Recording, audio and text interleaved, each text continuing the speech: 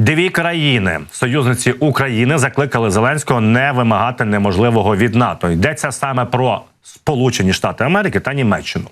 Так от, власне, дві країни, які надають військову допомогу Україні у війні проти Російської Федерації, попросили президента Володимира Зеленського не закликати встановити чіткі терміни ухвалення України в НАТО на саміті Альянсу. Про це пише The Telegraph із посиланням на джерела в адміністрації президента Сполучених Штатів Америки Джо Байдена. Саме США та Німеччина наполегливо застерігають Київ від вимоги встановити чіткі терміни. Також вони попередили, щоб Зеленський не вимагав від Альянсу неможливого. Вони дуже скептично ставляться до того, щоб просунути Україну далі шляхом до повноправного членства в НАТО цього року. США, можливо, не так занепокоєні, як Німеччина, але їх турбує загроза з боку Росії для решти членів Альянсу. Йдеться у виданні і цьому повідомленні. Загалом, якщо говорити про Німеччину і Сполучені Штати Америки, вони такі стримані щодо взагалі допомоги Україні, використання України зброї проти Російської Федерації на її території. Тому що, от, до прикладу, президент Франції Еммануель Макрон підтримує право України вражати військові бази на території Російської Федерації, з яких ведеться обстріл України. Про це заявив Макрон 28 травня на прес-конференції з німецьким канцлером Олафом Шольцем у межах поїздки до Німеччини. Телеканал цитує слова Макрона, який сказав, що ми повинні дозволити їм, себто Україні, нейтралізувати військові бази російські, з яких запускаються ракети. Він підкреслив, що атаки на Україну здійснюються з території Росії. От сьогодні стало відомо, що начебто, це, до речі, тут важливо, The Telegraph, The Guardian, перепрошую, британське, передає, що начебто Олаф Шольц також підтримав цю ідею. Але наразі хочу вам наголосити, що крім The Guardian, це не передає і не підтверджує жодне джерело. Тому ми будемо активно стежити і моніторити, наскільки ці слова, які прописали Guardian у себе на веб-ресурсі, відповідають дійсності. Окрім цього, що Макрон за те, аби ми використовували західну зброю по території Російської Федерації, також цю думку підтримала і Польща, тому що представник їхнього Міноборони також сказав, що Польща також не проти, аби, власне, бити по території Російської Федерації.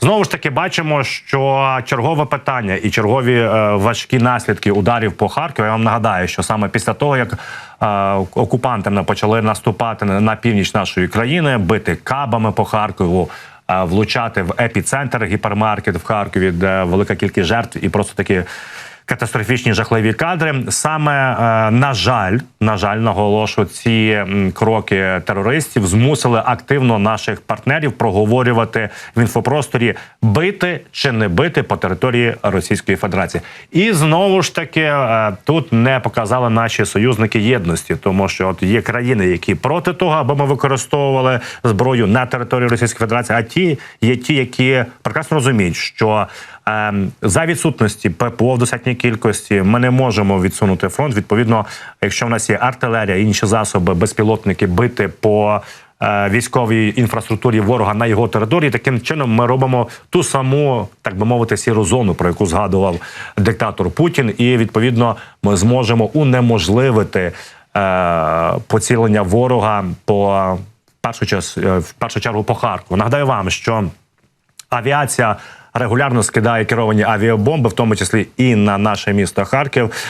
Підлітна дальність орієнтовно 50-70 кілометрів. Ми розуміємо, якщо б могли застосовувати і мали би засоби ураження, відповідно, каби збити нереально, якщо реально це недоцільно з фінансової точки зору, то можна бити по пусковим установкам, тобто по авіації, яка її запускає. Щодо авіації.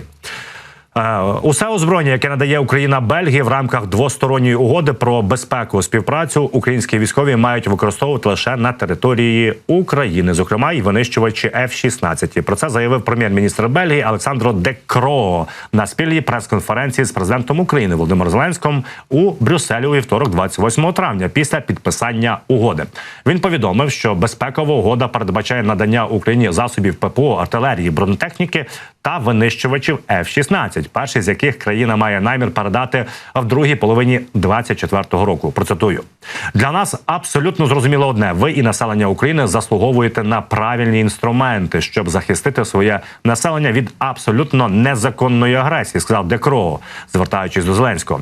«Ви переможете, і наш обов'язок допомогти вам перемогти. Наша підтримка залишається рішучою і непохитною. Результати цієї війни має вирішальне значення для наших європейських інтересів, наших європейських цінностей і нашої європейської безпеки».